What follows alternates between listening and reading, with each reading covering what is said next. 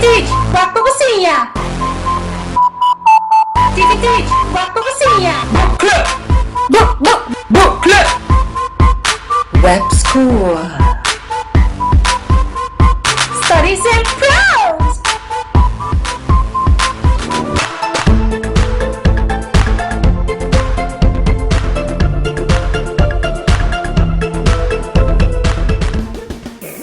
Welkom in deze nieuwe aflevering van TV Teach met weer de bekende segmenten Boekclub, Webschool en Studies and Pros. Dit keer in Studies and Pros hebben we een internationale gast die al meer dan 23 jaar Aruba bezoekt en hier feesten organiseert. Dus blijf zitten waar je zit en ga nergens heen. Y waak voor Businja. When a woman loves,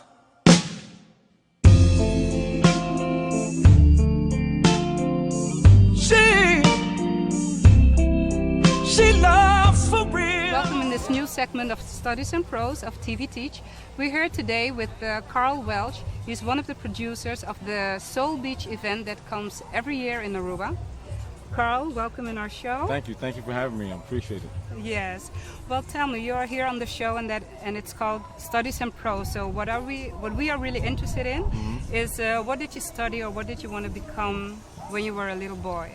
Well, what I wanted to become when I was a little kid and what I studied when I was in college are two totally different things. When I was a little kid, I wanted to be an astronaut. I wanted to study the heavens, the stars, the universe. I wanted to study galaxies and different solar systems and different galaxies. I loved when I was young. I used to hang out outside and look up in the stars at nighttime and try to find the different constellations and stuff. And I love it, and I still do that as an adult. I do it, and I do it with my children as well. Yes. Especially my 8-year-old, she loves it. Okay. But when I got into college, I started to get into science and a little bit more and studied physics and chemistry. And I decided I wanted to be a neurosurgeon, so I wanted to be a brain doctor, brain surgeon. So I started studying and taking pre-med classes, and then once I graduated from college, I graduated from University of California, Berkeley. It's one of the top 10 universities in the country. Okay.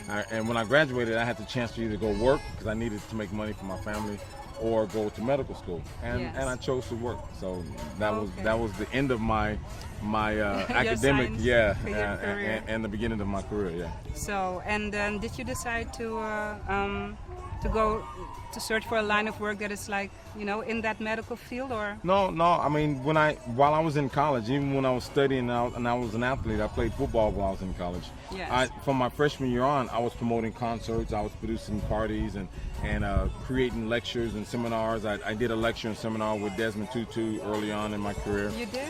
With the governors of Jesse Jackson, the governors of California. So we did a lot of different events on campus. So I was producing a lot of events from my freshman year to my senior year. So actually in 1987, my senior year, I actually put on a music festival in Aruba. Yes. In 1987, actually it was 1988. It was the Aruba Jazz and Latin Music Festival. Okay. And that was 24 years ago. Wow. And so when I graduated, I had the choice of going to medical school because I really wanted to be a neurosurgeon. My best friend went on to be, he's now the chief of neurosurgery at Chicago University. Oh. And he's a wonderful man, he's a wonderful doctor. Or I could go to work because I had already been producing events. Yes. So I just chose to continue producing music festivals and concerts and stuff. And I just went on tour. So what does it take? What kind of skills do you have to be able to produce concerts? Well, and experience has a lot to do with it, but producing means a lot of different things. Part of a producer is someone that just goes out and finds money, solicits sponsors and investors into a project, and then they put the project on and make sure that there's a net profit afterwards.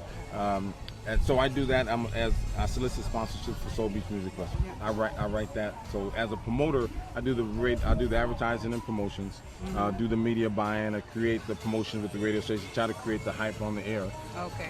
And then during the concert itself, doing the festival. With this festival or other events that I work on and I produce, I'm also the production manager. Okay. So I kind of have multiple responsibilities with Soul Beach. But how does that relate to you when you were a little child? I mean, well, I loved music. That was the one thing that got me into music when I got into college. I loved music, and even when I was sitting down looking at the stars in the heavens and thinking about the constellations and going to different galaxies, I'd always have a little transistor radio next to me listening to music. Yes.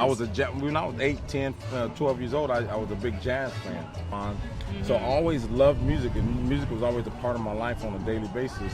When I was sad and depressed, I would listen to music. When I'd be walking to school, I had my little transistor, singing music. And so at one time I may have thought that I would be a performer because I love music so much. Yes. But the galaxy always intrigued me. Science has always intrigued me, and so I wanted to stay in that genre as well. But it just, when I got into college, I had the chance to study science at a greater level, which I love studying. There's nothing in the world greater than being in college and having an opportunity to study and further your education. But because I was good at music, I got a job at producing events on campus, and then it grew and it grew and it grew. So it got to a point where I had to change. So one didn't really have anything to do with the other. I studied psychology. Now that's the one thing. I studied psychology in college. So because I studied psychology, it teaches me how to listen to and understand human relations and human understanding. So when I'm promoting, that's one of the things I do, is I try to understand human relations and promotions, and I try to get people to do some of the things that needs to be done, which is what we call a call to action. And all of my psychology that I learned in school helps me with that. You actually apply it. Yeah, in your job now. I apply it to my current occupation now. But really, in reality, on the larger scale, music has absolutely nothing to do with astrology or astronomy, and music has nothing to do with being a neurosurgeon. No. It's just where I fell at, and I was blessed to be able to learn and study and be a part of what I wanted to be a part of when I was growing up. But like water seeks its own level, that's what happened to me. I got involved in something, and water seeks its own level, and I became the concert. But it was something you really loved doing. Yeah, so from the time I was a child. The fact that you have a certain passion for something that directs your life. Well, see, as a parent, one of the things I do is I have children where they have passion for things. Yes. And I never stop them from doing what they want to do, because I always say, eventually, that's going to become their living. They're going to do something, or at least they're going to grow into it, and they'll change as they go. But I try to teach my kids how to follow their passion, follow their goals. If they have something that they enjoy doing, that they like, something that drives them or gives them ambition, or like I tell my 8-year-old daughter, even, I say, look, if there's something that you think about as soon as you wake up, and you think about it all day long, and you think about it's the last thing you think about when you go to sleep, that's what you should pursue. Okay. And my daughter loves to dance, she loves to sing, and she loves entertainment. So, and that's part of my blood. But my daughter also loves foreign languages. So she's 8 years old, and she knows Spanish. She's learning Spanish, she's learning Cantonese, and obviously she knows English. Yeah. So she may end up being a linguist. You never know what happens. But so she follows that, and when she writes music, because she writes her own music, she tries to write it with different languages in it. Oh, that's so nice. the idea is just, okay, take what you love, take what you know, involve it all together, and kind of mix it up, make it like a little plate of spaghetti, and see what happens in the end. So passion has a lot to do with where I'm at now. And you've worked with a lot of people, that are very successful in the music business. We have a lot of youngsters in Aruba who are also, craving that success. Right. What kind of, what kind of common factor do they all have that you can tell our students, I our tell you, viewers? there's a lot of people out there that are entertainers that aren't extremely talented, but they have drive. They have They have ambition. They have knowledge and wisdom. The most important thing with whatever you do, in my opinion, is having knowledge and wisdom. And if you have a wisdom and knowledge in what you want to try to do, that gives you the drive and the passion, and increases your ambition, and increases opportunity for you to pursue your goals. Okay. So if there are people that are trying to be entertainers, or if you want to be a doctor, or if you want to be a school teacher, which I think school teachers are the world's greatest profession. Okay. When I drop my daughter off at 8 o'clock, you're a school teacher? I'm a teacher. But see, when I drop my daughter off at 8 o'clock in the morning and pick her up at 3 o'clock, I've just given my daughter to you for 7 hours. I expect you to do everything you can to shape and mold and educate and entertain my daughter, so that she comes home happy, she likes to learn, and she might want to be the best. So I think school teachers are the greatest profession in the world. And I think most of the best school teachers I've ever seen had a lot of passion for what they were doing. As much passion as do, any of the greatest entertainers. They got passion. Okay. So if you ever want to do anything, having that knowledge and wisdom of what you want to do, and then finding that passion in it. There's nothing greater than having passion for what you love. Okay. Well, now we're going to ask Carl Welch if he has a special message for our youngsters who are watching this show. Well, I tell you, there's nothing in the world greater than passion. If you have knowledge and wisdom in what you want to try to pursue in life, whether you're 8 years old or you're 18, Find the passion in it. Find the love. Find the faith in that being your source of happiness. And if you have passion, if you have knowledge, and if you have wisdom, you gotta have drive. You have a goal. You have an objective. Just follow it. There's nothing greater than that. Follow it. And listen to your parents.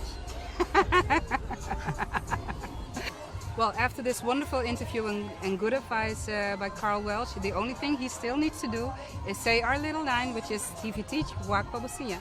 Let's see how good he is in this Papiamento, because he's been coming to Aruba for 23 years. So let's see. Carl, I'm very happy to have had you on our show, I've been TV pleased. Teach. Thank you. Yes, and remember, TV Teach, Wak Pabusinya.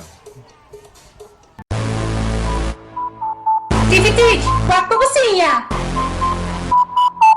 TV Teach, Wak Pabusinya.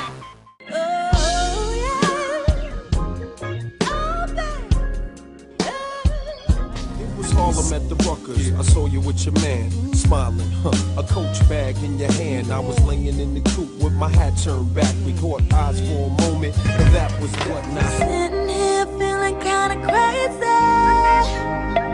but not just any crazy.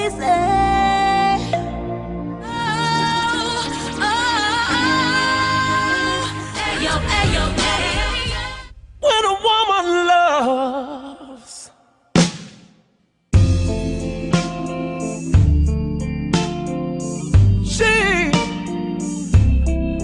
she loves for real.